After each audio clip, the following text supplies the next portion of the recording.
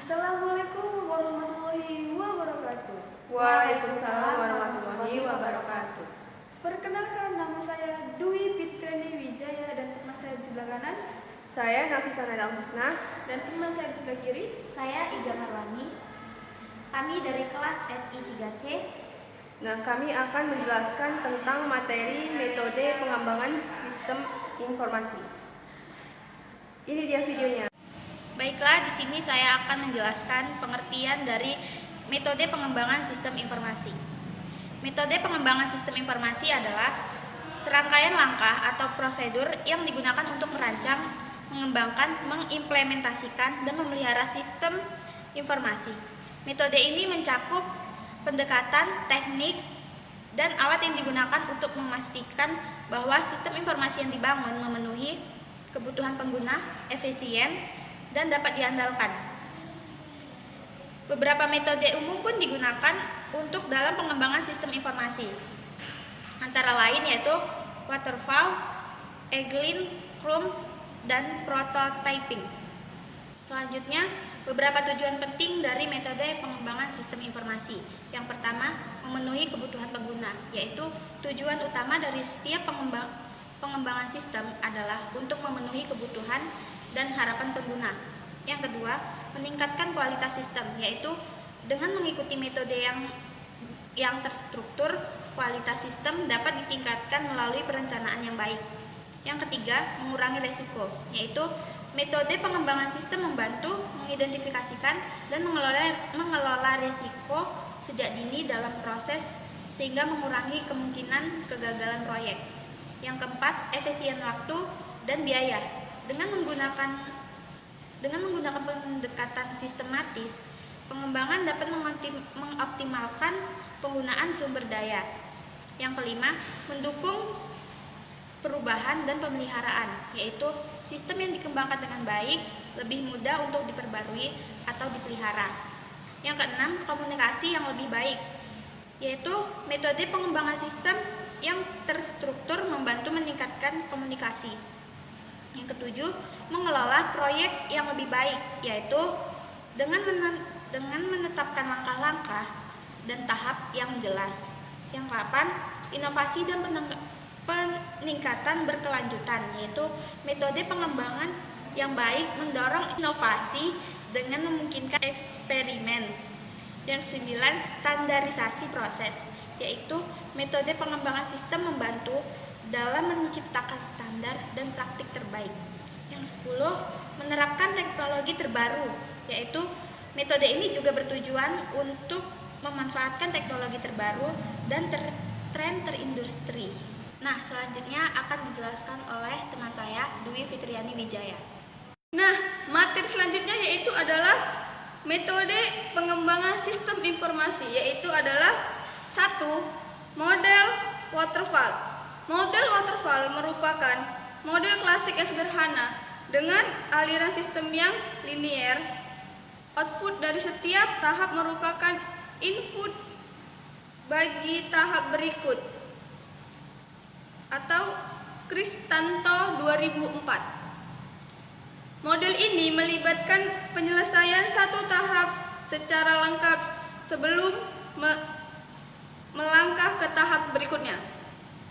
Yang kedua yaitu adalah model prototype. Model prototype merupakan suatu paradigma baru dalam metode pengembangan perangkat lunak, di mana metode ini tidak hanya sekedar evaluasi dalam dunia pengembangan perangkat lunak, tetapi juga merevolusi metode pengembangan perangkat lunak yang lama, yaitu sistem sekuensial yang biasa dikenal dengan nama SDLC atau Waterfall Development Model. Yang ketiga adalah model RAD. RAD adalah sebuah model proses pengembangan perangkat lunak sekuensial linier yang menekankan siklus pengembangan yang sangat pendek atau kira-kira 60-90 hari. Yang keempat, model Fontaine atau air terjun. Model Fontaine merupakan dari model waterfall. Langkah-langkah dan ukuran prosedurnya pun masih sama. Namun pada model Fontaine ini kita dapat mendahulukan sebuah step ataupun melewati step berikutnya. Yang kelima, model agile. Model agile merupakan model pengembangan jangka pendek yang memerlukan adaptasi cepat dan pengembangan terhadap pengembangan dalam bentuk apapun. Nah, yang keenam yaitu model sinkronis dan stabilis. Model ini adalah yang digunakan oleh Microsoft. Secara garis besar, model sinkronis dan stabilis ini sama dengan model incremental, tetapi oleh Siu Samano dan Selby tahun 1997 menyebutnya sebagai model sinkronis dan stabilis model karena ada beberapa proses manajemen yang ditekannya oleh Microsoft.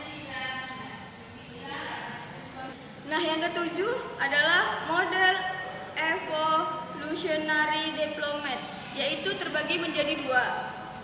Pertama ialah model instrumental. Model ini merupakan hal kombinasi elemen-elemen dari model waterfall yang diaplikasikan secara berulang, atau bisa disebut gabungan dari model linear, sekuensial atau waterfall dengan model prototip. Yang kedua adalah model spiral atau model Boehm. Model ini mengadaptasi dua model perangkat lunak yang ada, yaitu model prototyping dengan pengulangannya dan model waterfall dengan pengendalian dan sistematika. Nah, selanjutnya materi akan dilanjutkan oleh teman saya, yaitu Nafisa Naila Husna. Nah, model selanjutnya adalah model Rational Unified Process. Unified Process atau UP adalah metodologi pengembangan sistem berbasis objek. Metode ini sudah menjadi salah satu metode yang paling banyak digunakan dalam proses pengembangan sistem informasi. 9, yaitu model Build dan Fix Method. Build and Fix Method merupakan metode yang paling lemah di antara metode SDLC yang lain, tetapi menjadi acuan pengembangan untuk metode SDLC yang lain. Build dan Fix Method bertujuan untuk memberikan kepercayaan terhadap pelanggan dengan cara memberikan pelayanan, perbaikan dan perawatan secara terus-menerus terhadap produk yang digunakan oleh user. Yang ke-10 yaitu metode pengembangan Extreme Programming. Extreme Programming atau XP merupakan salah satu pendekatan yang paling banyak digunakan untuk pengembangan perangkat lunak cepat. Alasan menggunakan metode Extreme Programming atau XP karena sifat dari aplikasi yang digunakan dikembangkan dengan cepat melalui tahapan-tahapan. Yang ke-11 yaitu SDLC Big Bang Model. Pengertian dari SDLC Big Bang Model adalah di mana kita tidak mengikuti proses tertentu. Perkembangan hanya dimulai dengan uang dan usaha yang dibutuhkan sebagai masukan, dan hasilnya adalah perangkat lunak yang dikembangkan yang mungkin tidak sesuai dengan kebutuhan pelanggan. Yang ke-12 yaitu The V Model. The V Model adalah model SDLC di mana pelaksanaan proses yang terjadi secara berurutan dalam bentuk V. Dikenal juga sebagai model verifikasi dan validasi. The V Model juga merupakan perluasan dari waterfall model dan didasarkan pada asosiasi dari fase pengujian untuk setiap tahap pengembangan yang sesuai. Ini berarti bahwa untuk setiap fase tunggal dalam siklus pengembangan, ada tahap pengujian terkait langsung. Ini adalah model yang sangat disiplin dan tahap berikutnya dimulai setelah selesainya tahap sebelumnya.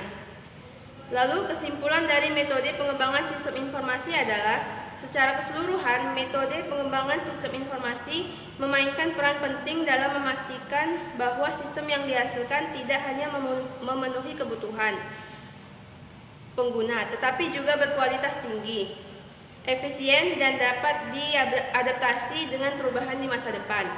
Penggunaan metode yang tepat dan berkontribusi pada kesuksesan proyek dan kepuasan penggunaan akhir. Nah, sekian video presentasi tentang metode pengembangan sistem informasi dari kami. Kami ucapkan terima kasih.